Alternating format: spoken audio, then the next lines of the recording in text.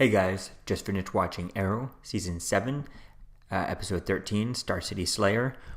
Whoa, what an episode. Oh my god. This episode was amazing.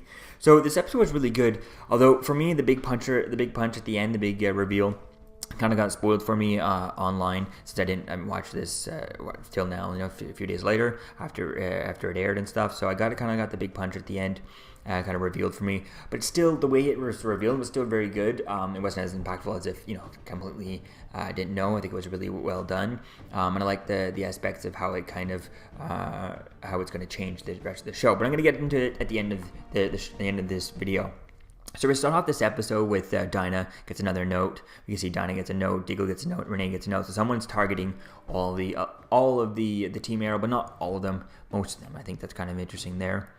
We see Curtis gets a job offer from to help from like in DC and stuff, and to help people more than he's helping at Argus. And since he doesn't like what he's doing at Argus, he doesn't agree with Argus's stance on things and stuff, and the Suicide Squad and stuff. And they even tried to Diggle offers him a better job to be in charge of the science department at Argus, and would be something interesting to find out. Is that an equivalent job to the one he got offered over in DC? I mean, what does it pay and stuff? Could one be paying a lot more? Because yeah, he might prefer the other job over there, but if he's getting $1 million a year at Argus type thing, and then he's getting like $200,000 a year, like it doesn't matter what he's getting paid, or he's getting paid very little in one part and a lot in the other. Why would he not take one? So it would have been cool to kind of get it like there, and even get an idea as to how much is it kind of like. Yeah, this may pay way more, but I'd rather be more comfortable in myself than do this. And I think if they had put the financial part into it, I think it would have been something interesting to see, because I find it too coincidence that they're offering them the exact same thing. And if they're the exact same thing, why did Diggle offer him that? Why did they offer him something that's way better than what was offered in DC? I think it would have been cool to dive a little bit deeper into that. But we'll have to wait and see if we get this, if he's done, because it looks like he accepts the job by the end of the episode. But it would be interesting to see if he's in the next episode, or if this kind of the transition goes through a few more episodes, and by the end of the season he leaves 100%, right? Like giving Argus kind of his 2 weeks and all that stuff. Will be something interesting to touch upon there. We see the future team. We also have a bit of the flash forwards here. We see the future team gets ambushed by Connor, Hawk, and Blackstar. So that was really interesting dealing with that throughout the episode. But not really too much really happened with it other than the one reveal there at the end. And then Oliver makes his famous chili in here, and later on William says that it's too spicy, and I think that was really cool. It's a really good, fun nod to the comics, because if I'm not mistaken, in the comics, Oliver Queen makes the world's hottest chili so hot that even Superman finds it too hot, finds it a bit hot, and has to cool it down a little bit. The only person who's able to eat it and not find it too hot is Batman in the comics. So I think that's kind of funny. There is a really cool nod there to the comics, deep reference there, and it's kind of fun. We see Felicity.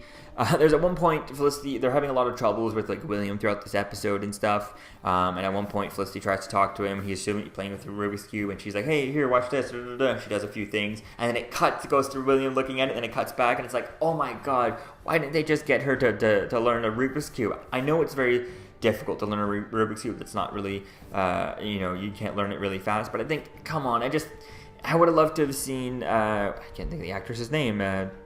I would have seen Emily Ricard just learn to do the Rubik's Cube, because that was just such an obvious cut that like she clearly can't solve the Rubik's Cube. So if they had just had her, an offset, just learn a Rubik's Cube, or learn a few moves, or even mix the thing up so it only takes a few seconds, or even just not have a cut in there, or make it a CGI Rubik's Cube or something.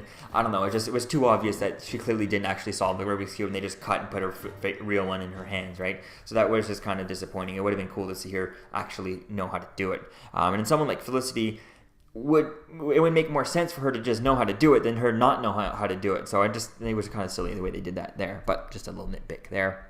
We see William ends up calling his grandparents on his mother's side, because obviously grandparents on his father's side are not alive anymore. But I think that was an interesting idea, playing with that relationship and stuff, and dealing with that, how he just doesn't want to hang out with Oliver Queen because things are just not normal there. And I think that's going to be interesting to see as to where things go. And I think setting it up for later on down the road, maybe, we're supposed to get we've already confirmed for season 8, but maybe if we get to season 10, keep him away for a few seasons and kind of let us forget about him. And then like season 10, he's a lot older and stuff. And then you could have someone, the villain of that season for like season 10, go and he kills William's parents. And then William is like, he has to come, forced to come live with Oliver. But I don't want to see that. If we're going to send him away, I'd like to see him stay away for, like I said, and still, we're season 7, keep him away for at least till season 10, or the end of season 9, right? Make that be the cliffhanger for season 9. And then, William has to come, in season 10, has to come live with Oliver again, and this is where he wants to train all this stuff and get revenge on someone who killed his grandparents and stuff. So I think that could be something cool to set up for later on, but just way down the line, and it would be something fun to see.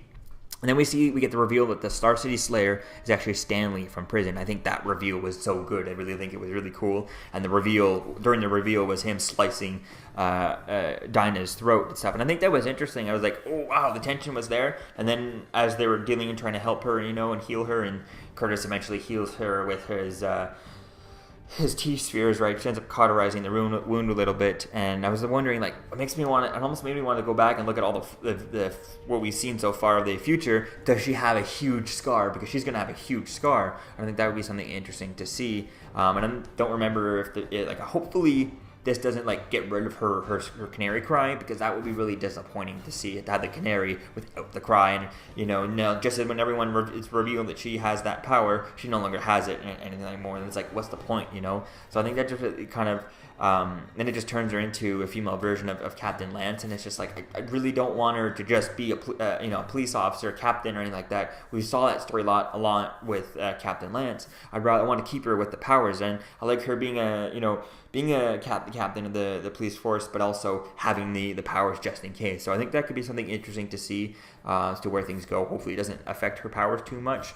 If she loses, because I would be interested to see as to, like, for me, it would make sense that if she comes out of this without never being able to speak and completely losing her voice, then that can make sense. That's how she's completely loses her canary cry. But if she comes out of this still able to speak completely fine,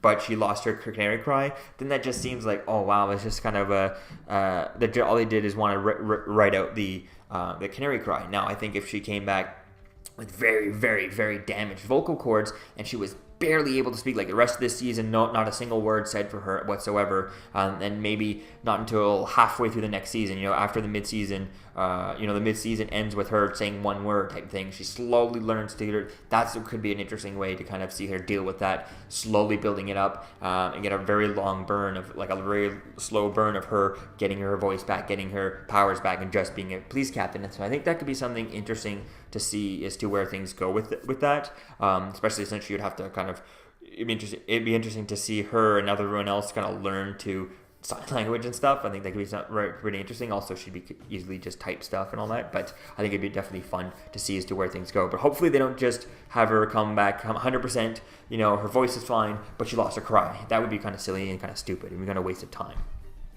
So we see Stanley ends up taking Oliver, Felicity, and William hostage and stuff. So that was just a really great scene. The scene between him was just really good. That actor was really well done. And it was just an awesome scene. And it was just such a great scene, especially since they were eating the hot chili and stuff. I think that was just a really well done scene. We see William at the end of the episode ends up going to live with his grandparents. So again, like I said, that's going to be something interesting to see. Do we get to see him periodically here and there as a guest star, or just kind of leave him there, let us forget about him, and then later on, a few seasons down the road, like I said, season 10 at the earliest, have that season's villain kind of go and kill his grandparents, and then William's forced to kind of gets into the revenge type thing, and Oliver has to stop him and kind of train him, turn him into, and help teach him to have him become a superhero later on. I think by that time the actor will be old enough, and it would make sense for him to start kind of training and see as to where things kind of go with that.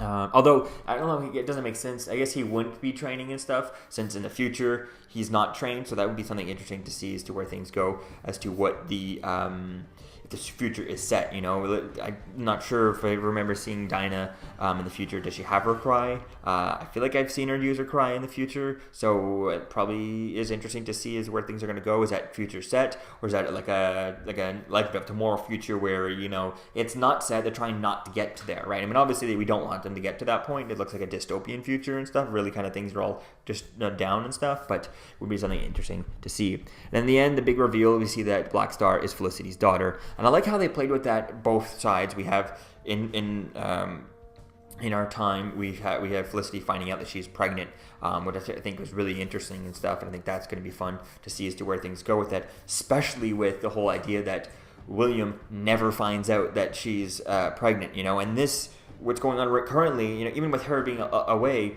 I feel like, you know, as soon as they're ready to tell everyone, you know, as soon as they tell the rest of the Arrow team, you know, Diggle and Renee and Dinah and all that stuff, the rest of the team, and even Laurel and stuff, I think they would also call William first, or even just call him first, you know, if he's out in Central City, which is not far. It doesn't look, I'm not sure how long it usually takes to get to travel there. Probably a couple of hours or something. It's unclear as to how long it usually takes for them to do that. But maybe let's say it's 2 hours away or whatever. It'd be something interesting for Oliver to go over and tell him. But at this point, I could see it more feasible for him to just kind of Skype in type thing, FaceTime, and then you could literally just have the actor, even if he's not around the set, he could literally just kind of, you know, film using his own phone, film himself, say the lines, and go and send it off, right? That's all they really need to do to do that, and then you can just put it on Oliver's phone. You're not really seeing it full screen within the episode. You're just seeing,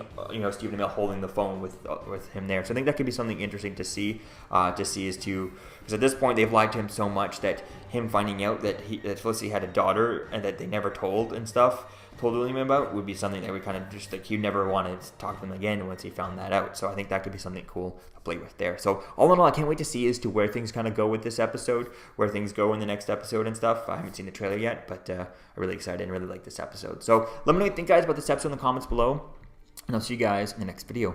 Peace out. I'm Captain America, here to talk to you about one of the most valuable traits a soldier or student can have. Sometimes subscribing is the key to victory. Sometimes it leads to very little, and it seems like it's not worth it. And you wonder why you waited so long for something so disappointing. How many more of these? You're still here. Don't forget to like, comment, and subscribe, guys. Peace. It's over.